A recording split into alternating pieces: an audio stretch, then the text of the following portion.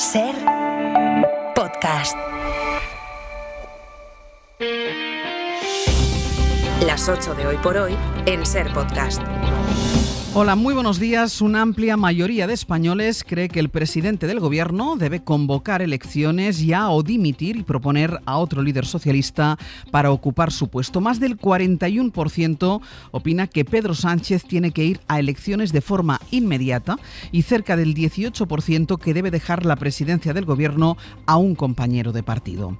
La trama de corrupción que afecta a sus dos últimos secretarios de organización pasa una profunda factura al Partido Socialista y le deja a la mayor distancia en intención de voto del Partido Popular que hemos visto desde las elecciones del 23 de julio de hace 2 años.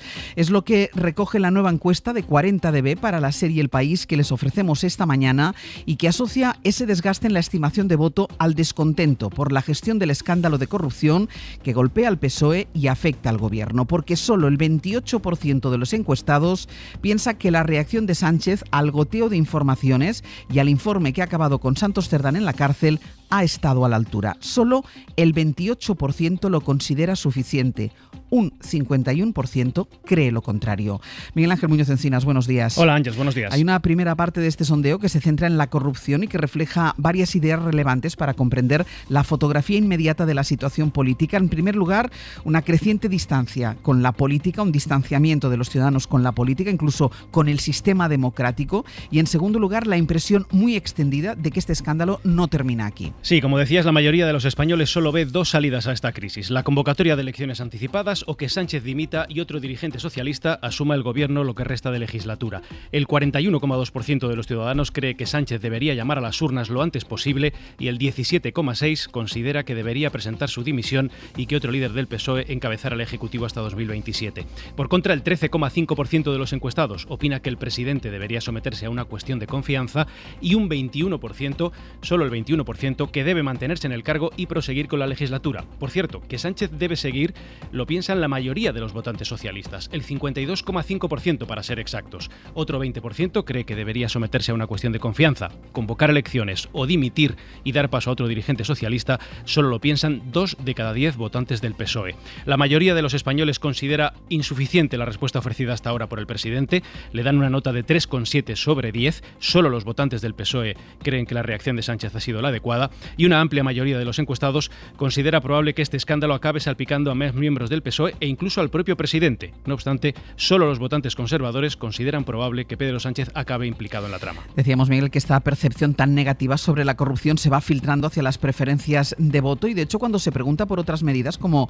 la decisión de negarse a aumentar la inversión en defensa hasta un 5% del PIB, vemos que más de 4 de cada 10 encuestados apoyan al gobierno. Pero trasladado esto a la estimación de voto, la corrupción se lo come todo y el PP abre la mayor brecha que habíamos visto con el PSOE. Sí, al menos desde las elecciones de 2023 es así. Los socialistas han perdido casi 3 puntos en el último mes, 2,8 para ser precisos. Han bajado hasta el 27% de estimación de voto. Son casi 5 puntos menos que en las elecciones de hace 2 años. La desventaja con el PP, que sube medio punto y obtiene un 33,3%, se ha ampliado hasta los 6,3 puntos, la más alta desde las elecciones. El partido más beneficiado por el castigo a la corrupción socialista es Vox. Su estimación de voto ha subido 1,3 puntos en el último mes, del 13,9% al 15,2%. Es también el más alto desde las elecciones. Sumar es otro de los beneficiados por la caída del PSOE. La estimación de voto de la formación que lidera Yolanda Díaz ha pasado del 5,4% al 6,2%, 8 décimas más, mientras que Podemos y Se acabó la fiesta se quedan como estaban. En este contexto hay 2 datos, Ángeles, muy llamativos sobre el trasvase de votos entre formaciones. Un 8% del voto que pierde el PSOE se va al Partido Popular. Hace un mes era solo del 3,5%, es más del doble ahora. Pero ese trasvase de voto es aún mayor del PP a Vox. En junio, el 6% de los votantes populares aseguraban que ahora votarían a Vox. Ahora el 13,2% del electorado del PP optaría por la formación que dirige Santiago Abascal. Ampliamos y analizamos los datos en el abierto. Hasta luego. Hoy por Hoy Noticias. Ser Podcast. Contábamos ayer que hay dudas dentro del PSOE acerca de si lo que decidan en el Comité Federal de este fin de semana va a servir para calmar toda esta hostilidad que ya reflejan las encuestas. Sergio Soto, buenos días. ¿Qué tal, Ángels? Buenos días. Porque el PSOE ha preferido llevar con importante discreción, para disgusto de los socios, la mayoría de medidas que piensa anunciar en su comité, en la intención de rearmar el partido. Y más aún, las que piensa anunciar en el pleno monográfico del Congreso para intentar, en ese caso, rearmar la mayoría parlamentaria. Así hasta ayer. Pedro Sánchez ha empezado a comunicar una lista de bajas con la que intenta transmitir la idea de que nadie que se considere próximo al exsecretario de Organización encarcelado, a Santos Cerdán, seguirá teniendo mando en el partido. Guillermo Lerma, buenos días. ¿Qué tal? Buenos días. De manera que con la agenda despejada su equipo fue comunicando cambios. Hay varios nombres que se caen. ¿Qué podemos decir de quiénes se van y qué se busca con los que entran, Guille? Lo que va a intentar Sánchez Ángels es proyectar la imagen de un nuevo PSOE que marca un punto y aparte con la etapa anterior de Ábalos y Cerdán. Por eso los primeros pasos que da el secretario general van en la dirección de desmontar el equipo de este último en la sede socialista. Fuentes del partido confirman a la SER que sale de la ejecutiva el que era uno de sus principales apoyos, el leonés Javier Cendón, y de grada saca del área de organización al que era el número 2 de en ese departamento, el jienense Juan Francisco Serrano. Su sombra durante los últimos años, que podría seguir, sin embargo, en otro puesto en la nueva dirección. Para abrir hueco en la ejecutiva, lo que ha hecho Sánchez ha sido pedir a quienes acumulan también cargos orgánicos a nivel autonómico provincial que dejen el puesto en Ferraz para cumplir con los estatutos que dicen que solo el 10% de los miembros de la ejecutiva pueden compatibilizar esas responsabilidades. Eso dejó fuera también a la actual portavoz, la burgalesa Esther Peña. La remodelación busca, como decíamos, un antes y un después, impulsar nuevos perfiles alejados de Santos Cerdán, cuyo relevo Ángels esperamos conocer este mismo viernes. Pues ahí lo daremos, Guille, gracias. Hasta luego. Alrededor de todos estos datos y de la cita del PSOE siguen sobrevolando las quejas de Sumar, que no acaba de lograr la respuesta que busca, y tiene prisa, hasta el punto que la vicepresidenta del Gobierno dice que a este paso el presidente del Gobierno no comparecerá a nombre del Gobierno en el pleno monográfico sobre corrupción del próximo miércoles. Yo creo que antes del día 9 tiene que tomar medidas el Partido Socialista.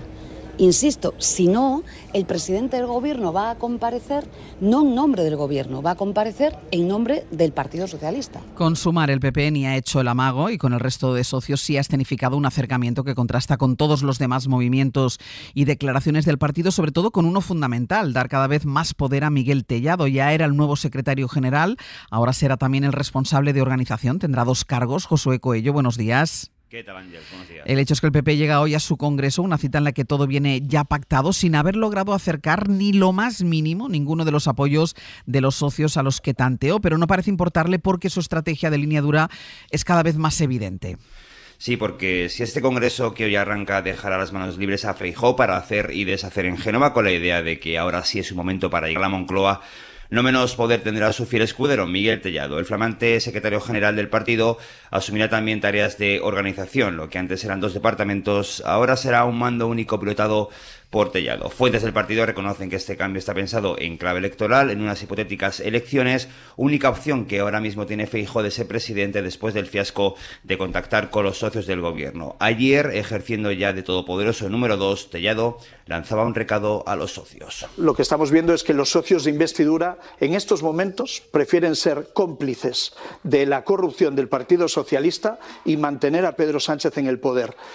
Asumirán las responsabilidades de lo que están haciendo las urnas, a mí no me cabe ninguna duda. Más allá del foco que tendrán Miguel Tellado o Esther Muñoz, será un congreso Ángels muy tranquilo para Feijóo, sin contestación interna o con la unidad garantizada tras algunos guiños a los más críticos como Ayuso o Alejandro Fernández. Josu, gracias. A vosotros. Hubo, ayer lo contamos, una especie de intento de acercamiento de Feijóo a Junts que consistió en decirles que Sánchez les había estafado. No dijo más Feijóo, pero por si eso era una puerta abierta a pactar algo más con Junts, ha saltado el PP catalán. Anoche el presidente del Partido Popular en Cataluña, Alejandro Fernández, anunció que él le había puesto un límite a Alberto Núñez Feijóo. Había intentado primero vetar cualquier pacto con Junts y finalmente acordaron que los redactores de la ponencia del partido recojan que el PP defiende el marco constitucional en sus posibles pactos del gobierno. Parece una obviedad que el PP tenga que dejar por escrito que va a respetar la Constitución, pero viene a reflejar esa desconfianza interna de algunos sectores por lo que Feijóo pueda ofrecerle a Carles Puigdemont. Radio Barcelona, Laura Pons. A pocas horas de empezar el cónclave, Feijóo logra desactivar la enmienda más incómoda y evita el choque con el líder del PP catalán. Alejandro Fernández es consciente que Génova le cuestiona, y es que el presidente del Partido Popular en Cataluña siempre ha vetado cualquier pacto con Junts. A Puigdemont ni agua, dice Fernández, y esto entra en contradicción con la maniobra que ha intentado esta semana Miguel Tellado. Fernández había introducido una enmienda en solitario a la ponencia política del Congreso que se ha transaccionado, una enmienda que exigía al partido que no pactara con fuerzas que busquen subvertir el orden constitucional. Finalmente, Feijóo y Fernández han pactado una nueva fórmula que endurece las condiciones para negociar con Junts, aunque no cierra del todo la puerta, tal y como quería Fernández. Dice literalmente el texto que solo se podrán cerrar acuerdos cuando la defensa del Estado, la nación y el orden constitucional sean objetivos irrenunciables. Antes de continuar, vamos con el tiempo, que sigue siendo de verano muy intenso en la mitad sur del país. Jordi Carbó, buenos días. Buenos días. A esta hora todavía descargan algunos chubascos de las tormentas de la madrugada en la Ibérica y el norte, pero irán desapareciendo y el sol lucirá la mayor parte de la jornada con temperaturas ligeramente más altas que ayer. Es decir, un día más, mucho calor, y este es el calor que va a activar una tarde más tormentas que pueden provocar aguaceros en Castilla y León, la Ibérica, los Pirineos y también en Cataluña. En algunos sitios como ayer nos podemos acercar a los 100 litros caídos en poco tiempo. Fin de semana, pequeños cambios, pero en general continuará haciendo sol, calor y tormentas, sobre todo en la mitad norte de la península. Hoy por hoy noticias. Ser Podcast. Y hay algunas novedades respecto a esa trama que ha revuelto la política española. La primera, el recurso con el que Santos Cerdán intenta salir como sea de la cárcel. Vuelve a quejarse de una operación política, desacredita las grabaciones y asegura que no se respeta su presunción de inocencia, mientras sí se hace con Ábalos y Koldo. Miguel Ángel Campos, buenos días. Buenos días, Ángel. De eso se queja Santos Cerdán, de que el tribunal no le trata como a los demás, pero esto nos lleva a otra pregunta, porque tampoco hasta ahora le ha tratado como a los demás en el sentido contrario. Es el único imputado al que no le han registrado la casa, ¿no? ¿A qué se deben estos tiempos del juez? Sí, Santos Cerdán ingresó en prisión por riesgo de destrucción de pruebas. 4 días han pasado y el juez no ha ordenado registro alguno que pueda conjurar tal riesgo, con lo que familiares o allegados pueden haber destruido esas pruebas cuyo peligro de destrucción impulsó su ingreso en prisión. Fuentes jurídicas afirman a la SER que de momento no se esperan tales registros. Recuerdan que la posibilidad de alteración u ocultación de pruebas también puede ser el presumible intento de influir en los empresarios implicados que deben declarar estos días ante el juez, posibilidad que se evita con Santos Cerdán en la cárcel. De ser así, debería ser liberado tras la ronda de declaraciones. A partir de las 10 de esta mañana declaran en el Supremo estos empresarios. Hoy lo hacen 3, que son los responsables de las sociedades LIC y OPR, mientras que el lunes comparecerán los 2 más relevantes a priori, el gerente de Servinavar y el exresponsable de Acciona en Navarra. Campos, gracias. Hasta luego. Pues sobre empresarios en el entorno de la trama, ayer Arnaldo Otegi de Bildu reconoció que Cerdán era el principal interlocutor de su formación con el PSOE. Eso ya lo sabíamos. Pero también dijo que le conoció a través de Anchón Alonso, el dueño de Servinavar, empresa que, cree la UCO, también era propiedad del excargo socialista. Veo a Anchón Alonso 2 veces. Una cuando me dice que hay una propuesta del Partido Socialista de Navarra, de un dirigente del Partido Socialista de Navarra para estar conmigo, y otra es porque le trae a la cita que estoy con él, con Santos Cerdán. Por cierto, Santos Cerdán ha sido uno de los interlocutores principales de Euskal Herria Bildu, no tenemos ningún problema en reconocer eso. Todavía de política y tribunales vale la pena que escuchen este momento en el que el líder del PSOE en Extremadura, que recordarán se aforó quitando de en medio a 4 compañeros, opina acerca del Tribunal Superior de su comunidad. Él se aforó para que lo juzgaran en ese tribunal y la causa volvió al tribunal original porque consideraron la maniobra un fraude de ley. Bueno, pues dice Miguel Ángel Gallardo que es porque a esos jueces que devuelven la causa les ha faltado valentía. Lo que ha faltado es valor para, en este caso, enjuiciar al diputado, y por eso se ha decidido tomar esta decisión. Y de la jueza que empezó la causa y la recupera ahora, dice Gallardo que solo quiere promocionar a su costa. Hoy por hoy noticias. Ser Podcast. Le ha llevado más tiempo de lo que esperaba, pero Donald Trump ya celebra poder firmar hoy su megaley fiscal.